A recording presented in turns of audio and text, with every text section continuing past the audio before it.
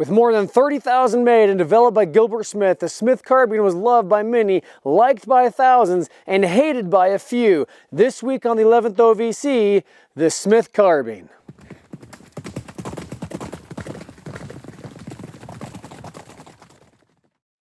So the Smith Carbine was a 50 caliber breech loading rifle that started relatively low on the list as far as carbines are concerned early on in the war.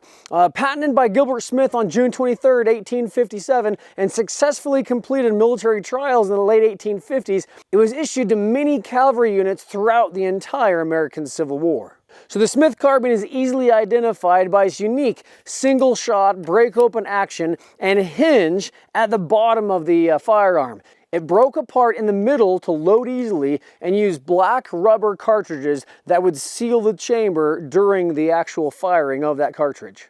However, the downside of these cartridges, since they did seal and they were made of rubber, is that sometimes they were hard to remove from the breech after firing. So the carbines were built by the Massachusetts Arms Company of Chicopee Falls, Massachusetts, and the American Machine Works in Springfield, Massachusetts, or the American Arms Company in Chicopee Falls. So the name of the distributor for the manufacturer, which is Pulteney and Tribble of Baltimore, Maryland, is often stamped on the carbine's receivers. So the reports of the Smith Carbine range from utterly unreliable by the 1st Massachusetts Cavalry to the best arm in use by the Cavalry Service by the 10th New York Cavalry. The 10th New York Cavalry rated the Smith Carbine as the best firearm because it was easy to clean, easy to store, and generally more durable than the most common Sharps carbine. The 10th New York also gave it high ratings for accuracy and range and its ease in loading on horseback, and I must say this is one of my favorite carbines too for that very reason. With its open breech, very open, very clean, very usable, very accessible, you can easily load this at the trot or at the gallop on horseback. So this regiment actually was of the opinion concerning all the different types of carbines out there that the Smith Carbine was the best for simplicity, accuracy, and range. Its durability was also credited by Lieutenant Colonel Dodds with the 1st Alabama Cavalry, which was a United States regiment. One thing that's interesting is that all Smith carbines, yes, I said all, that were manufactured before August of 1863 were the quote-unquote artillery model. Yes, that's a modern verbiage, modern use, but still the model that had the swivel swings for the sling here at the bottom and up the top of the barrel. That was the most common, or all of the carbines at that point in time had that model. After that, they went to other models, and of course, you know, the cavalry model, if you want to call it that. Again, those terminologies are modern terminology. They didn't call it the artillery or cavalry model, but something still to note that before August of 1863, meaning pretty much all through 1861, 1862, and most of 1863, you had the quote-unquote artillery model Smiths out there in the field.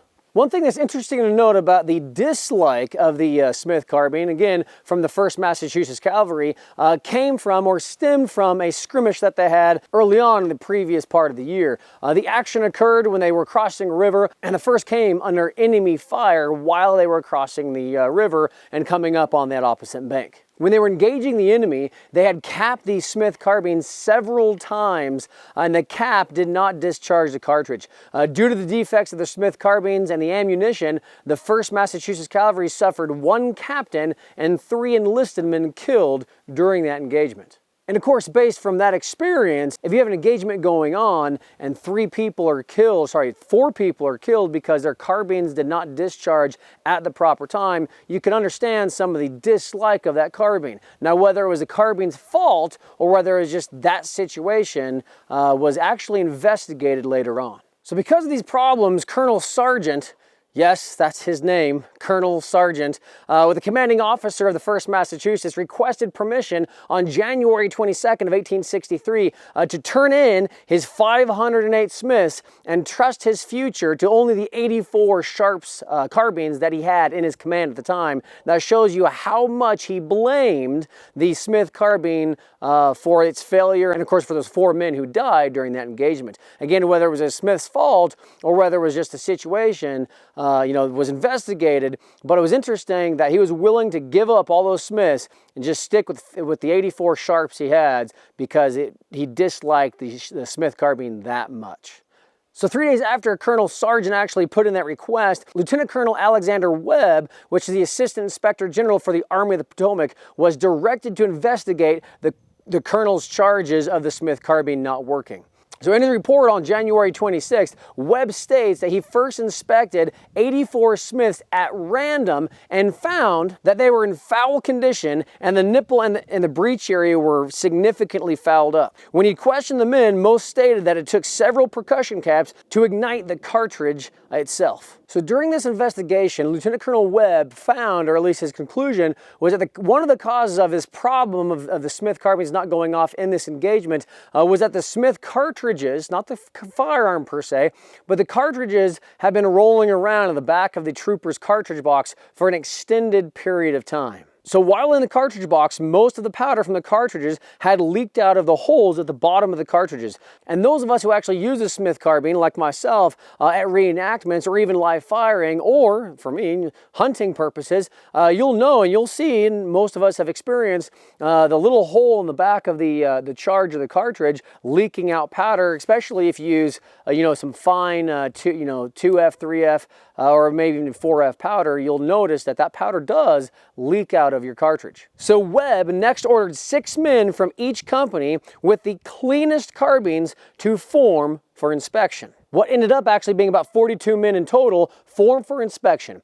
Each one of those 42 men fired their Smith carbines to test for misfires. So of this test, only 25% of the Smith carbines in that unit actually went off on the first cap. 17 of the 42 took at least 3 caps to go off, and the remaining took multiple caps for the Smith carbine to discharge. So then because of this test and these findings, Lieutenant Colonel Webb gave the suggestion that the 1st Massachusetts Cavalry should get rid of all their Smiths and be issued Sharps carbines. And by Gettysburg, the entire 1st Massachusetts was completely re-outfitted with Sharps carbines. So now, enough talk of the history of the Smith carbine. Let's actually talk about the capabilities, limitations, and the operation of this unique firearm. So there are many reasons I actually personally like the Smith carbine. Number one, it's one of the cheaper carbines out there to get as far as a reproduction, unless obviously if you go to have it defarbed, that's extra money. But as far as just getting it off the shelf in a reproduction store,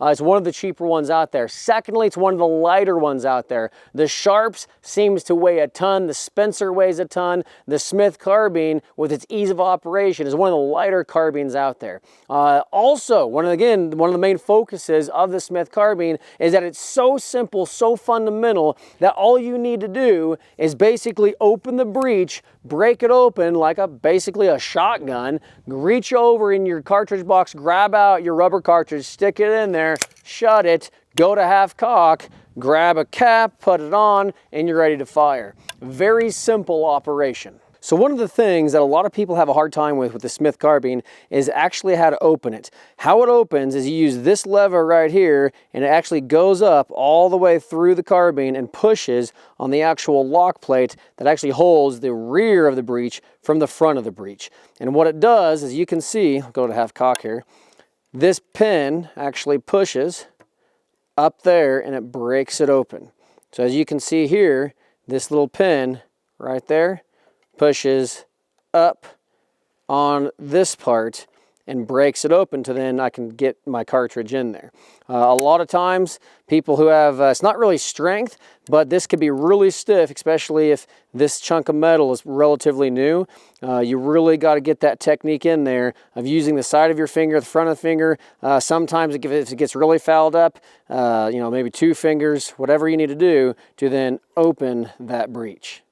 So once that breech is open, then all you got to do is take a cap, put it on the nipple, go to full cock, and you're ready to fire, ready to do this again. Now, I've read in some first-hand accounts that a good cavalry trooper should be able to shoot 14 shots on this Smith in a minute.